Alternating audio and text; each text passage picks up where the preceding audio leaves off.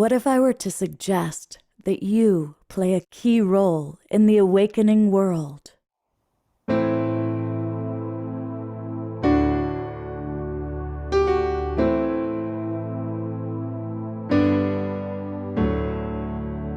that you are watching this because you have heard the call.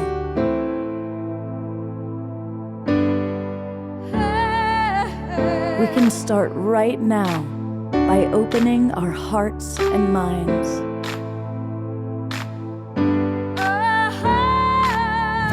Welcome to the awakening world.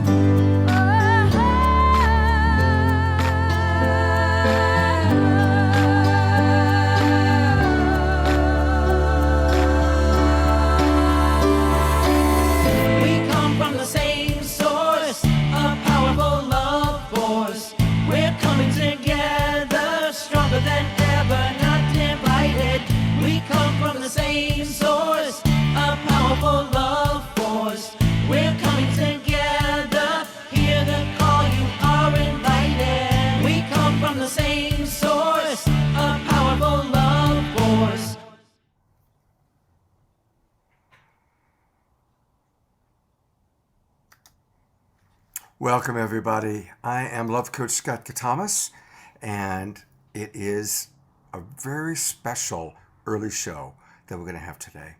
I want to welcome everybody who's come in, and already I see so many of our friends, so many of our regular people. So welcome very, very much to all of you. And for those of you in the Zoom room, please give us your name, where you're from, and your memory, if you have a way that Thich Nhat Han might have influenced you. Because we're going to do a tribute today in this next 28 minutes to Thich Nhat Han and to Clifford Mahooty, two beautiful, very important elders in our community. I'm going to start by honoring Thich Nhat Han, and for that I am going to bring on my friend Isabelita, and she has kind of a special connection to him. Hi, Isabelita, you are on, and so definitely, if you could unmute. Yes. And you're still muted, love. And again, for everybody in the chat box, please give us any memories of how either of these beautiful men might have impacted you. And Isabelita, tell us a little bit about your relationship to Thich Nhat Han and how he impacted you. Okay. Thank you, Scott, for inviting me. First, I just want to say I'm calling in from the land of Ohlone tribe, ancestral of Oakland. And before I share, because Thich Nhat Han is very into the bell, before we speak or meditate or do anything. So I'm going to ring the bell to honor Thai's presence here with us.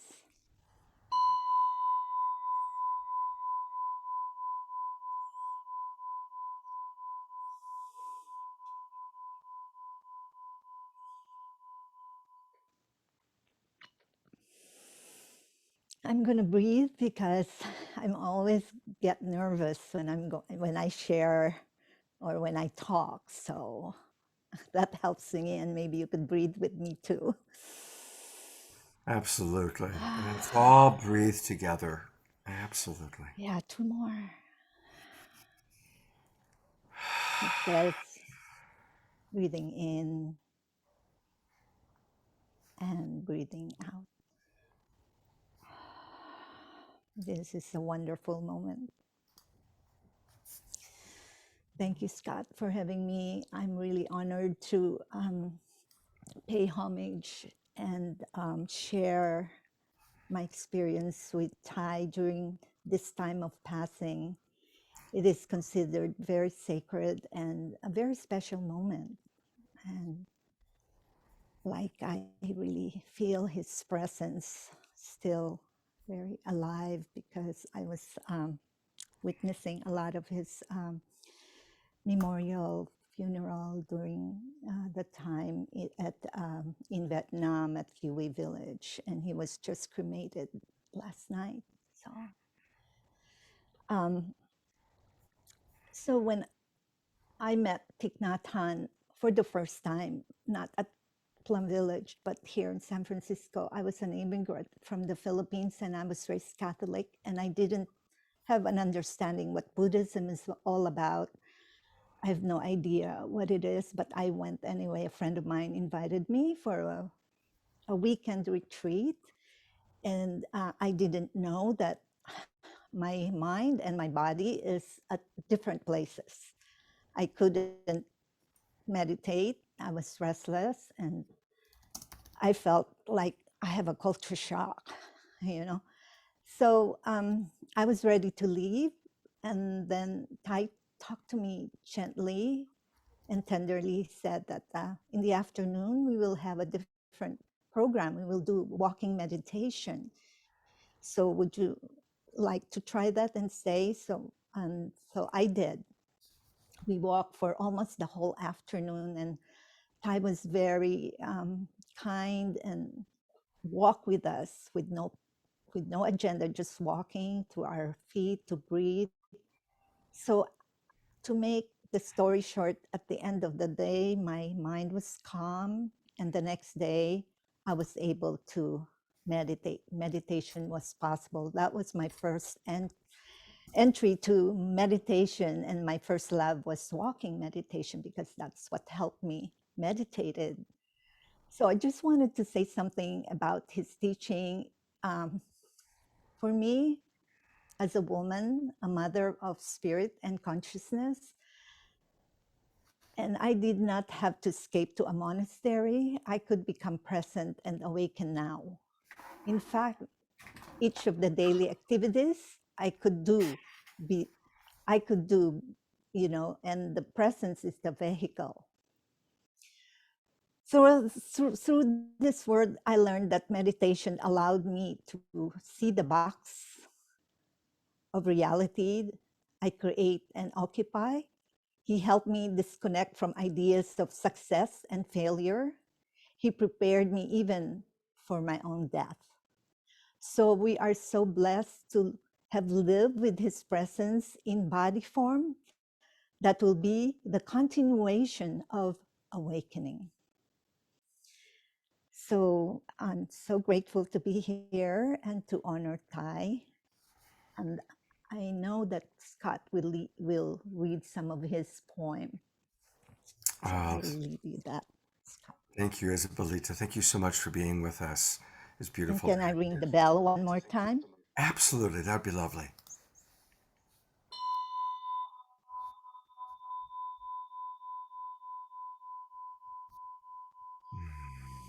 So in breathing in and breathing out, it's a continuation of my presence to all of us. Thank you so much, That's Isabelita. Thai's word. Thank you. I'm just going to bring up very briefly two images of him, rather than reading a poem, because we're running a little bit low on time and we want to get to the Clifford Mahooty tribute. But as we look at this beautiful man, I chose two quotes. Sometimes your joy is the source of your smile, but sometimes your smile can be the source of your joy. That's a good one. Let's just, maybe even one way of honoring him is this week, let's remember to smile as much as we can to the grocery store clerk or to whomever we might see. That'd be a wonderful way to remember him.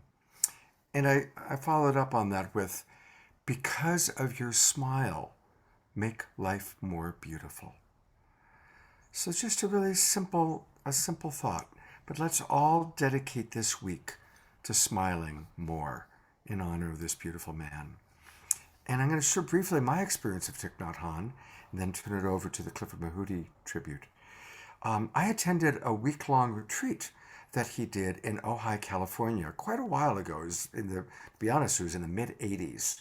and it was put on by the Ojai Foundation. It was in September, which happens to be wildfire season. And there was a terrible wildfire in Ojai Canyon while the retreat was happening. And so while he's leading a retreat on mindfulness and calm, helicopters are coming in, they're dropping stuff on the wildfires, there's all this smoke, and we're on a constant possible evacuation alert. And what I remember the most was him very humbly talking about how much trouble he was having teaching about mindfulness and leading the retreat because he was so re-stimulated by what he was experiencing, bringing back his memories of being in Vietnam during the war. And there was such a humility and such a perfectly human honesty to that. And he used his own trauma that he was going through as examples of what he was having to go through in present time to try and become centered enough to lead the retreat. And that made such an impact on me to always be honest. Let's, as leaders, to do our best to always be honest about our own perfectly human experience. So that was my experience of Thich Nhat Han. Thank you again, Isabelita. Thank you, everybody. And I'm now going to introduce my good buddy, Alan Steinfeld, who I've been collaborating with on creating this wonderful weekend. Alan and I have known each other a long time, and I'm going to tell that story when the main show happens. Right. Alan, I'm going to just turn it over to you to lead the second part, our Clifford Mahooty retreat tribute. I do want to say I had one experience with Thich Nhat Han. He had spoken at the Barnes & Noble store on Union Square, and he was out of the store getting into a cab, and there was some commotion around there. I think I was running or something, and he was just so sensitive and so hyper aware and present, I would say, that he was just reacting to the little sound in the middle of New York with those robes. It was such an interesting, and I felt his sensitivity, just that beauty, that somehow he had a depth and an awareness. That was my one instant with Thich Nhat Han. But Clifford Mahooty, thank you, Isabelita. Clifford Mahooty is another great being who just passed, and he was a Zuni elder, and he was one of the few people in the Pueblo Indians who talk about the star nations and the star people.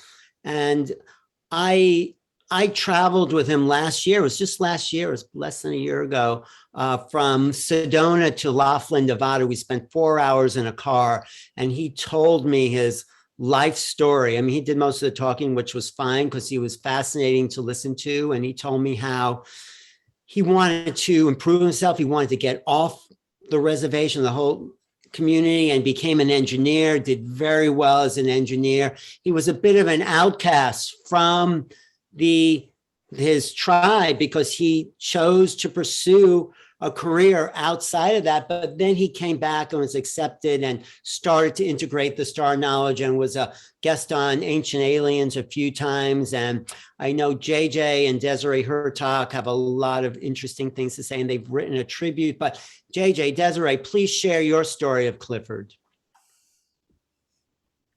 Wait, unmute. Yes, JJ. Thank you very much. We're joyous about the ascent of Clifford to be one with the Star Nations once again. We were very close to him going back to the late 1970s when I was doing a research discussion with astronaut Harrison Schmitt in New Mexico. Clifford was there to supply information of why the extraterrestrials were signaling out the Indian reservations for contact, experience. But more importantly, Clifford, as a civil engineer, was aware of both sides of the story, well aware of the American government trying to monitor certain unique situations of contact. On the other hand, preserve tribal traditions that were very important to the gathering of the nations. And as members of the Xavante nations of Brazil, and here I'm holding the teaching course that Desiree and I have, we honored him as a dear brother, one who we prayed with, one who was a positive thinker about the coming changes, one who also knew the difficulties in trying to explain to the larger human community the climate change scenarios. Right. So what he was also really interested in was getting back to the roots of the Zuni tradition. And he was trying to also work with young people of the Zuni because they have a lot of legends, which he realized was about the Shalako, and in this case, those beings that are not of the earth.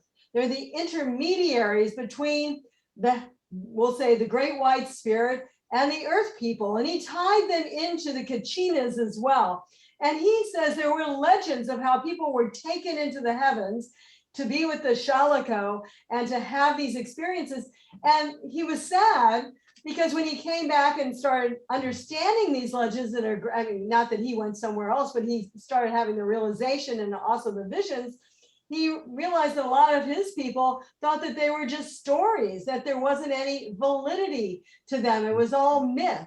And so his biggest thing in his life, I think, was really to try to get beyond the myth, to show the reality that his people, the Zuni, which were literally cousins to the Hopi, and they're also close with the Navajo, had the legends of the star people, and that was what was important, not to cast it aside, not to think it was bad or anything like that, but to understand it, to understand they had that direct connection. And this is what he showed, of course, on Ancient Aliens and in other major lectures. We've done many lectures with him on the same platform. He confirmed several instances where Chalico spiritual beings of great height were seen along the highways of northern New Mexico in broad daylight, and was aware that we were very close to the coming of the star nations. In fact, his message goes out to diverse people of light throughout the world, calling them into greater unity, what we have called the gathering of the tribes. And so this is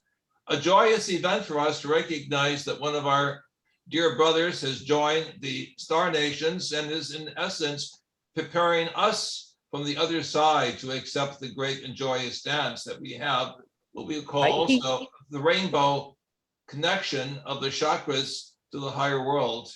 Well, he just knew, he told just a little bit of the star people knowledge. There were schools and schools of thought among the Zunis, and he had a lot of secrets that he didn't reveal. But what he did reveal was the tradition of the Pueblo Indians and their connections to the star people and how important the star people were for teaching and learning and wisdom. Actually, I have a little clip that me and JJ and Desiree did with Clifford and hosted by our guest tomorrow, Scott, Susan Ross. Should we show that? Are we ready? Yeah, go ahead and show it, Alan. Okay, let me just do advance, share sound. This share video. Wait, no, that's not sharing. No, we're seeing your email. All right, sorry. Let me try that again. Share, advance. Oh, there, video. Okay, let me share this video that we did. It was probably 2018 that we did with Suzanne Ross in Sedona. And this is sort of an introduction to Clifford. Okay, you see that on your screen, that blank screen? Yes. Okay, great. Here we go. You are a Zuni tribal elder as well as an engineer, and you also were involved in the military and have done decades of research into paranormal experiences. First of all, I come from an indigenous tribe called the Zuni Pueblo people of the Southwest. And within our records and within our backgrounds and systems, we actually practice a lot of those rituals, ceremonies, and the connection with all things universal, if you want to go that far. And we have been practicing this for centuries. No one knows. The old timer says it was a long, long time ago that we were given this knowledge, and we are still practicing it to this day. And one of the things that I'm writing for another presentation is that I wrote here just this morning, said the Zuni history and belief is that our ancestors were created by the light source using the ingredients of Mother Earth. and universal life breath. Zuni, Hopi, and other people say that this is the fourth world. The previous three worlds were destroyed because of evil practices by ancient people on the planet. So we have been aware of this shifting for a number of years. I thought that I would have never have come to this point in my life, in my lifetime, to see the changes that are happening. We are very fast, we are in a very fast lane for this transition.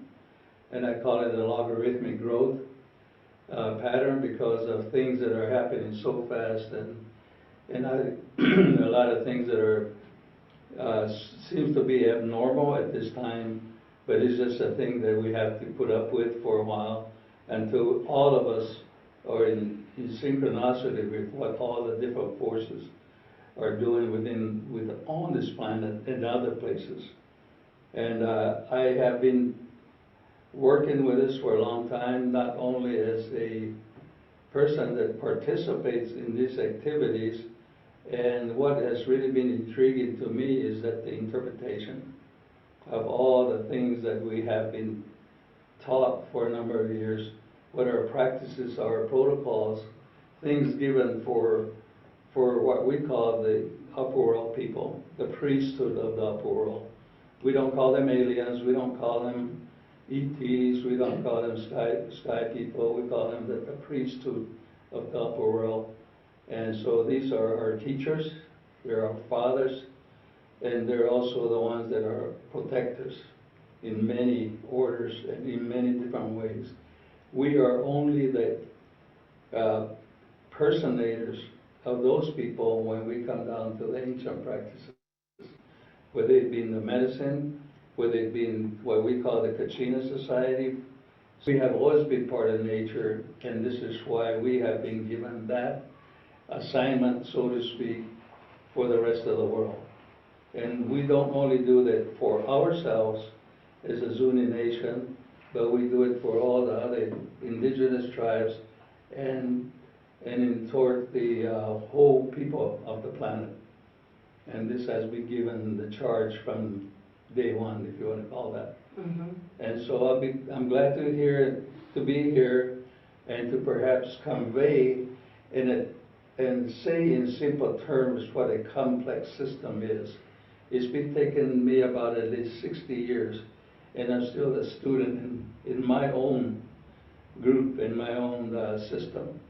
So it's very enjoyable to get other people like the people here to get the input from their sources and to reinforce my thinking, and also the information that would help me to explain a lot of things that is so limited in our way because we are only in this part of the world when we started coming to be part of the system.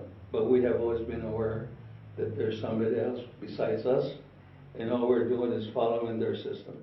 Right. So he is really saying that their knowledge is much more sophisticated than we have yet to understand. JJ, Desiree, have any comments about that? Yes, I remember telling Clifford about colleagues of mine who were living near Rema, New Mexico, really on the Zuni reservation area. One night, the earth opened up and two major floodlights came out of the ground, and the whole sky lit up like it was daytime.